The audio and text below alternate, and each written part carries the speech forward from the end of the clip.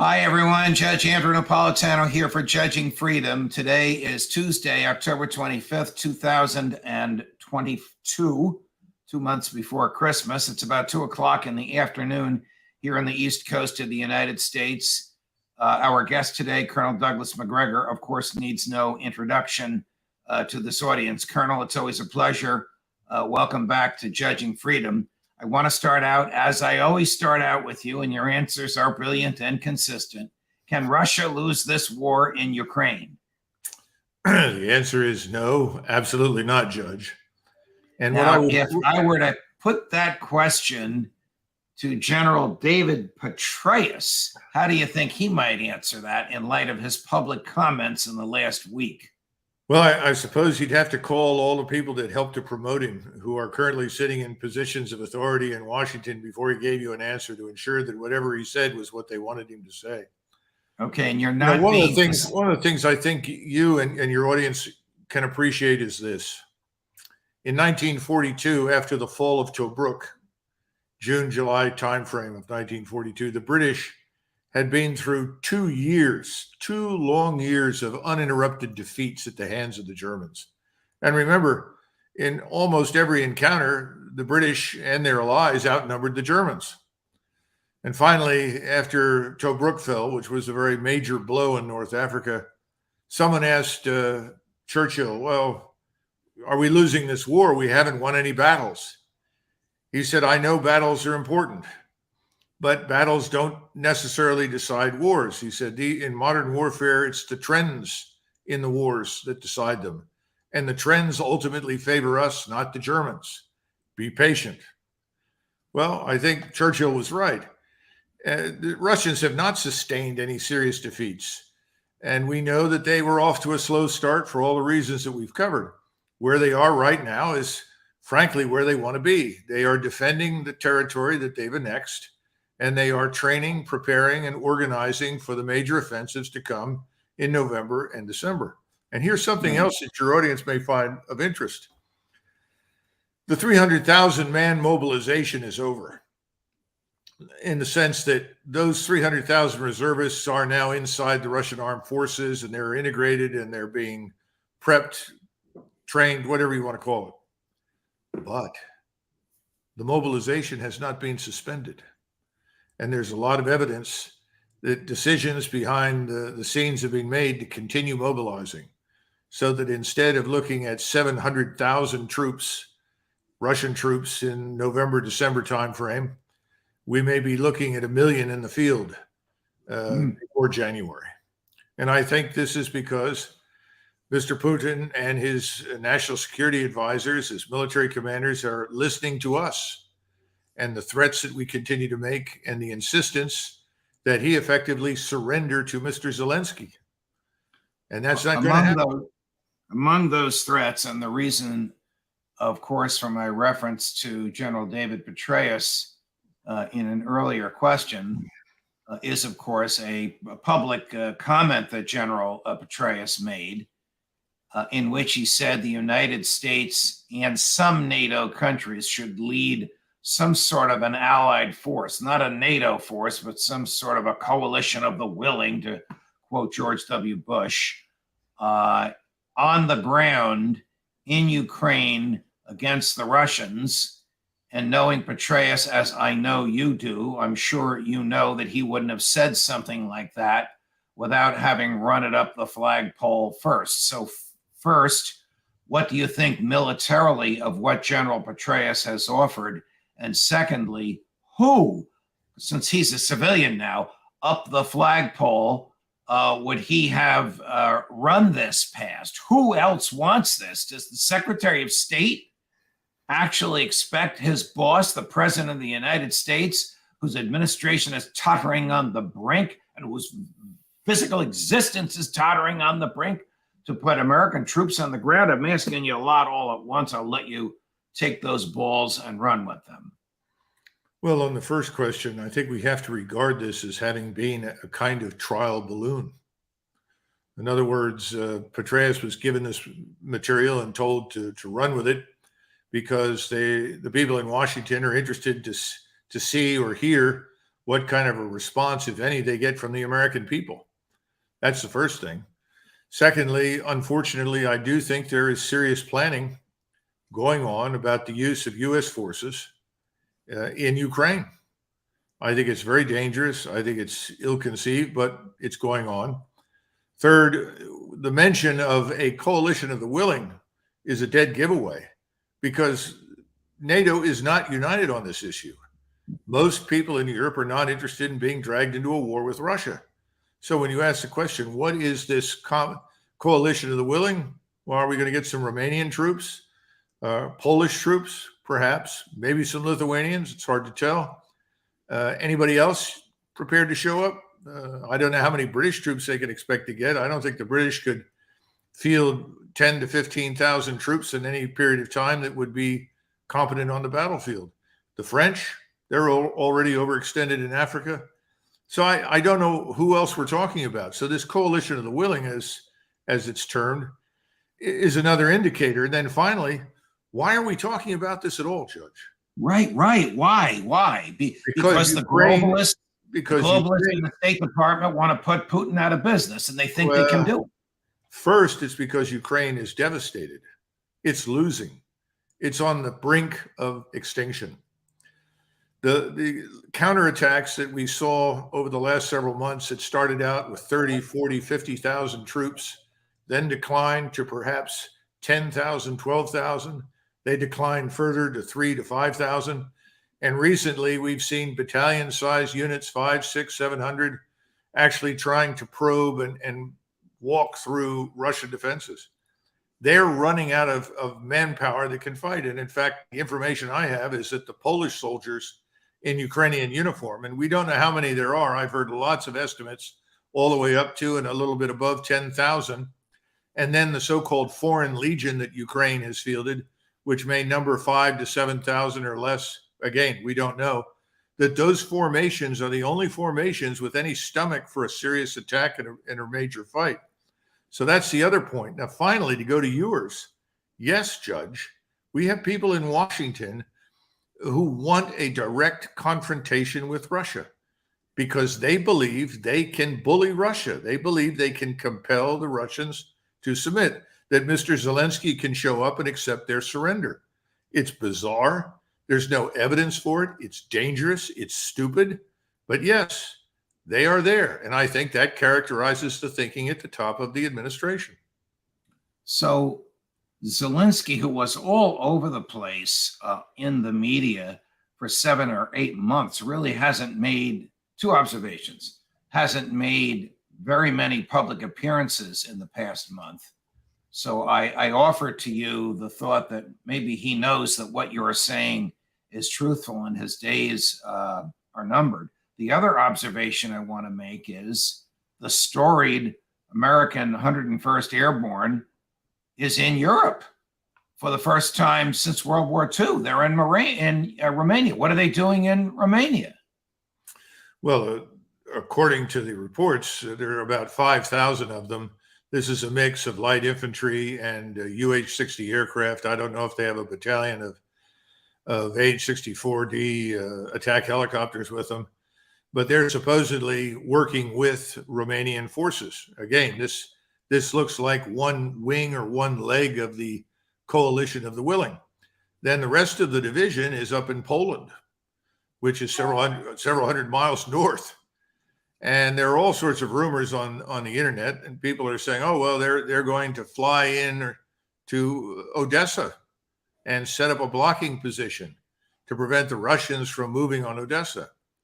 And they'll be reinforced. Okay, I find it hard to believe that we would be quite that stupid, because Odessa is very definitely on the menu for the Russians. It's a Russian city, a Russian-speaking city. It's never been Ukrainian. And they are going to retake it, just as they're going to retake Kharkov for the same reasons. And that's probably where they would stop normally. But if this happens, I don't think the outcome will be a positive one for the United States and its coalition of the willing. And then, of course, the question is, if we sustain heavy casualties and we are seen as losing, are we then going to turn to nuclear weapons? Because as I've said repeatedly on this thing, I have never seen any interest on the Russian side in the use of a nuclear weapon. I've seen nothing to indicate it. The statements that have been made were always made in response to us, response to anyone who questioned whether the Russians would respond if they were attacked with a nuclear weapon. And they made it very clear that they will. And this is the problem with this limited nuclear war business. But I think now the danger is we could walk into this. And as I tried to point out in that short 1,000-word op-ed, we're not ready. This is sort of get set and go in whether you're ready or not. And we're not ready. The infrastructure isn't there. The tons of ammunition are not on hand. The force sizes don't make any sense. I mean, we keep saying, well, the Russians were stupid when they went in, they made all these mistakes. Well, the Russians at least went in there with a goal of not killing fellow Orthodox Slavs. That was a goal. Didn't want to kill them. All right. That didn't quite work out as they'd hoped. But now we're talking about going in, and we have no such guidelines or constraints, but we don't have the forces. And we're now saying, well, the Russians are building forces. Well, there's a reason for that. This place is the size of Texas. If you don't have several 100,000 troops, you're not going to be able to dominate it. How are we going to do this? I think it's insane. Something else that you alluded to in your fascinating 1,000-word op-ed to which you just made reference was the War Powers Resolution.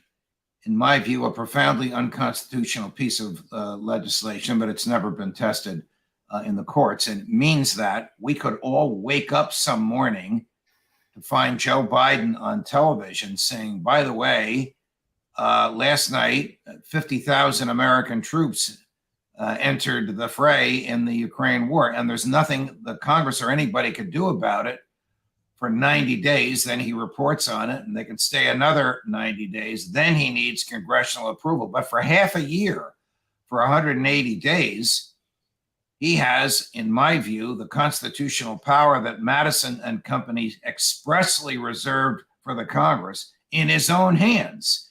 He can choose the target and wage the war, which makes him a prince. Madison was adamant about separating war-making power from war-waging power, but this terrible piece of legislation, which President Nixon vetoed because he thought it crimped his style rather than expanding his power, another argument for another time, gives Joe Biden that authority. Is this something we have to fear, that we wake up some morning and find out that while we all slept, 50,000 uniformed American troops, I'm just throwing that number out, entered the Ukraine-Russian war?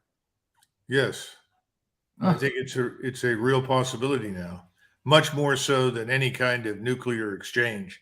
I still do not believe that anyone in the White House is deranged enough to even consider such a thing. But I do think that this is a possibility. How much is it? 90%, 80%, 60%? I don't know. But I do know that after I'd written that op-ed piece, I received an awful lot of information from people on the inside telling me that I was dead right and on target, and then beginning to tell me the kinds of things that were under consideration. So yes, I think it's a possibility. Now, if we go back to this whole business, let's face it, certainly since FDR, I think we've lived in a world of presidential government. And that's one of the tragedies of the United States. We were founded as Agreed. There's no question about that the presidency, no matter who occupies it, whether it's Jimmy Carter or Ronald Reagan, or Harry Truman or Barack Obama, the presidency has expanded almost to the point of dictatorial powers. That George W. Bush and his successors all claim that somehow they can kill people. I mean, these are claims that even to FDR would have sounded alien. But I have heard nothing other than from you and our colleagues who've been critical of General Petraeus from his statement. Now, you say it may have been a trial balloon. Were they expecting tub thumping in support of it? Or were they expecting silence because no one wants to be the first one behind Petraeus to say it's time to put American troops in harm's way? I think they're most interested to see if there is any public reaction. the people that govern in Washington are really accustomed to a quiescent, compliant public. I mean, how often do people take to the streets to object to things that we do overseas with the American military? But the last time I remember any serious opposition to anything being done overseas was during the Vietnam War. And people say, well, see, that's because we had a draft. Not really. It took years before they finally went to the streets and objected to the Vietnam War. How long were we in Vietnam before anything happened? 3 years. Right. So the problem is that most Americans on any given day aren't interested. And so what you get as a consequence of this is what you have now. Right now, we have people at the top of this administration who are behaving like 3-year-old children who have found out that there are these things called electrical sockets, and they've got forks, and they're shoving forks into the electrical socket to see what happens. Well, one of them is going to be electrocuted, to be sure. Probably will be shocked by it at the least. That's where we are. That's what this idea of going into Ukraine is. It's dangerously stupid. You are pushing the fork into the electrical outlet. Let's get back to the status of things on the ground. One of our viewers asks, isn't it true that Russia has lost territory? And if so, why? That is, lost territory that it had previously conquered and acquired. Well, the only place that they have lost territory, as I understand it, that is significant in terms of square mileage was up near Kharkov. And that was an area where they only had 2,000 paramilitary police stiffened by some paratroopers. And they just said, look, this is wide open, flat terrain. It's not worth it. We can come back here whenever we want to. And they pulled out. The Ukrainians were then subject to punishing artillery, rocket fire, missiles, airstrikes, and lost 40% of the force that went in there. Now, over the last several weeks, we've had these little maneuvers, little attacks that for a while pushed forward, were then driven back. And what has been going on just within the last 24 hours is another one of those. But the real focus has been Kherson, which is critical to the Russians and critical to the Ukrainians. And the Ukrainians have been expending every effort they can to try and gain control of it. They haven't. And they haven't driven the Russians off the bridgehead that they have west of the Dnieper River. And I keep hearing people report that. So I always go back and check. And what we have seen is Russian civilians were understandably evacuated. That's a good thing. We don't want them to be killed, just as the Ukrainians ought to evacuate Ukrainian civilians to avoid their deaths.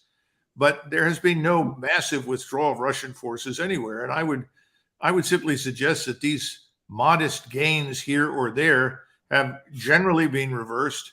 And if they haven't been reversed, it's because there's no urgency to do so. And remember, behind these front lines right now, most Americans don't know this, there are groups of Russian forces with the best equipment available of between 50 and 80,000 men training behind these lines down in southern Ukraine, also behind the lines up in western Russia or eastern Ukraine, and then up in Belarus. So it looks like we see the evidence for 3 major axes as a minimum emerging, involving hundreds of thousands of troops on the attack. That's their focus. They're not worried about a few kilometers here or there of open, flat terrain.